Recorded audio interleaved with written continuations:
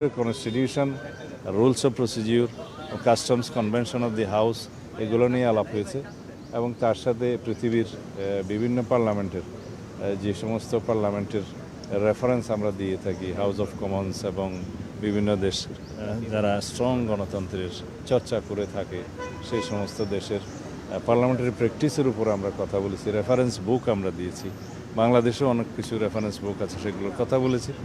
আর parliament library যাতে আমরা use করি সেই জন্য আমরা নসিহত করেছি।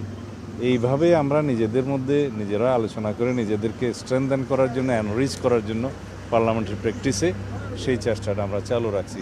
আশা করি আমাদের ভবিষ্যৎ পার্লামেন্ট সেশন দেখে জাতি অনেকটা আশ্বস্ত হবে যে এই রকম একটি পার্লামেন্ট তারা দেখতে চেয়েছিলেন, যাতে অতীতের ব্যাড কালচার যেগুলো হয়েছে, যেগুলো ব্যাড প্রেসিডেন্ট সৃষ্টি হয়েছে পার্লামেন্ট সম্পর্কে এবং মানুষের যে নেতিবাচক ধারণা সৃষ্টি হয়েছে, এগুলো সব মানুষের মন থেকে আমরা মুছে দেবো ইনশাআল্লাহ। আমরা একটা ভালো পার্লামেন্টারি প্র্যাকটিস আমরা সৃষ্টি করব এবং তার মাধ্যমে নজির স্থাপন করব।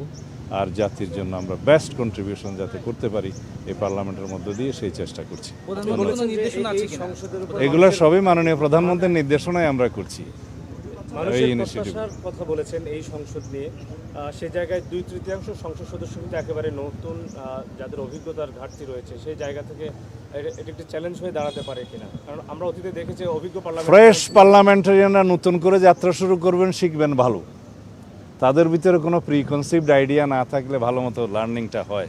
এটাই আমরা যেমন একটা ফ্রেশ বেবি তার মায়ের পেট থেকে জন্মগ্রহণ করার পরের থেকে ফ্রেশ কালচার শিখে, সেইভাবেই আমরা নবীন পার্লামেন্টারিয়ানদেরকে প্রস্তুত করার চেষ্টা করছি।